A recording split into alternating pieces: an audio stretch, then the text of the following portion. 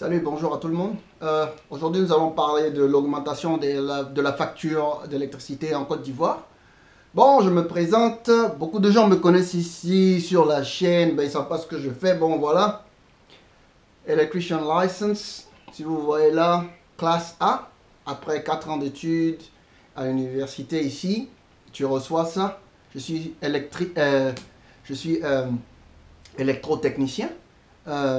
On peut m'appeler en Afrique un technicien supérieur. J'ai travaillé dans les mines, je travaille dans l'énergie, les panneaux solaires et tout ici. Moi, je travaille pour une grande compagnie de la place où on fait des avions et des trains. Et je suis en charge, après fabrication, de maintenance et tout de nos produits. Bon, je m'y connais un peu en électricité parce que j'ai eu la chance de travailler aussi dans les compagnies d'électricité. Bon, c'est vrai, je ne suis pas en Côte d'Ivoire pour savoir comment ça marche, mais j'ai quand même une idée. Je vais vous proposer, je vais vous dire comment nous on fait ici, CIE et autres. Je vais vous exposer comment est-ce que nous on travaille ici. Bon, voilà. D'abord ici, avant d'augmenter le prix des choses, comme on l'a fait il y a 5 ans, et 5 ans après, on a réduit le prix des choses.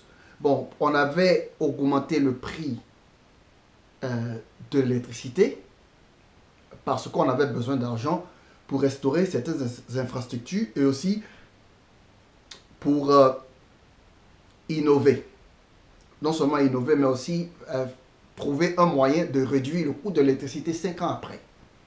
Le prix n'est pas resté là. Le prix, c'était seulement pour avoir assez d'argent pour pouvoir couper le prix très bas, plus qu'avant. Donc avant cela, on a fait une notice, on a fait 5 ans d'investigation. Après les 5 ans d'investigation, on est tombé sur la conclusion qu'il fallait augmenter les prix de l'électricité. Maintenant, après avoir fait cela, on a éduqué la population comment sauver beaucoup plus d'énergie. Vous vous souvenez, dans les ampoules avant, il y avait un filament au milieu. Ces ampoules-là consommaient beaucoup plus d'énergie. Donc aujourd'hui, dans tous les magasins ici en Australie, toutes ces ampoules ont été enlevées ont été remplacées par les ampoules halogènes. Les ampoules halogènes qui font 30% moins d'énergie consommée dans les maisons.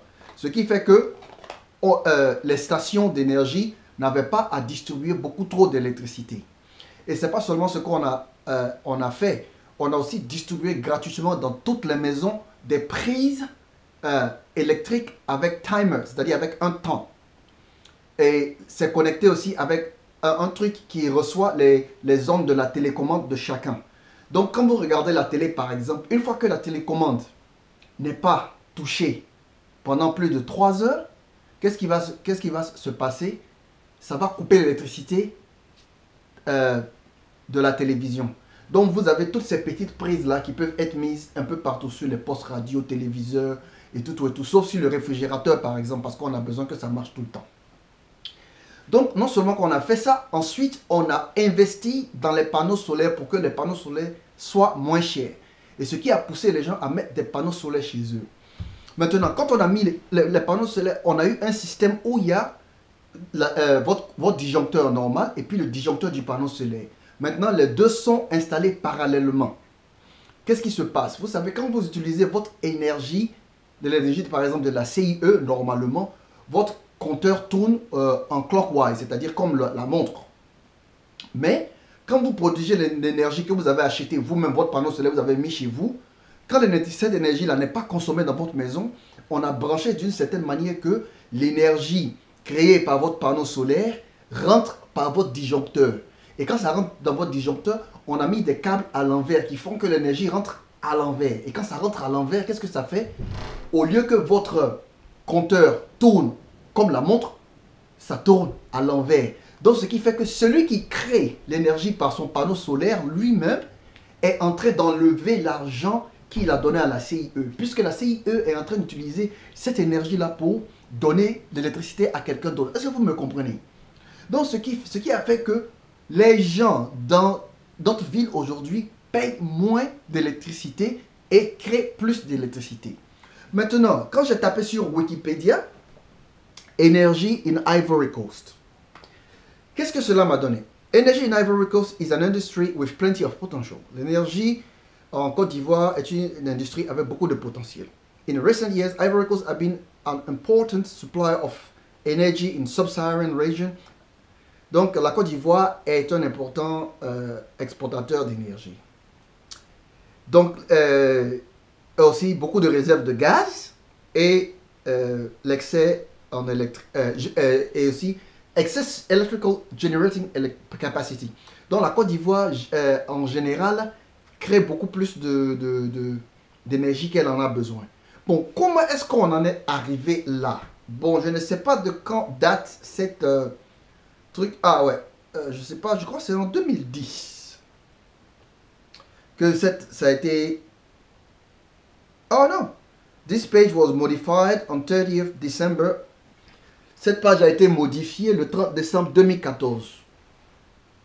Donc, si cette page a été modifiée 30 décembre 2014, donc il y a eu une investigation pour savoir si la Côte d'Ivoire était toujours productive dans l'hydroélectricité. Eh oui, la Côte d'Ivoire est productive en hydroélectricité et la Côte d'Ivoire vend de l'électricité ailleurs. Mais comment est-ce qu'un pays qui vend l'électricité ailleurs a besoin d'électricité dans son propre pays et il y a des coupures de courant? Bon, monsieur le président, monsieur les directeurs de compagnie d'électricité, comment pouvez-vous vendre de l'électricité dont vous n'avez pas assez pour donner à votre propre population, mais vous pouvez la vendre à l'extérieur? Non, il faut carrément couper l'énergie que vous vendez aux gens et la mettre en Côte d'Ivoire. Parce que vous ne pouvez pas vendre l'énergie que vous n'avez pas. Il faut électrifier les villages et toutes les villes et toutes les communes. C'est aussi un problème majeur pour la sécurité du pays.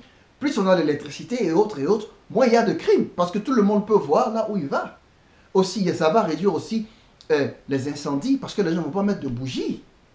Mais vous savez, avant de faire les choses, il faut qu'on réfléchisse un peu plus pour nous-mêmes.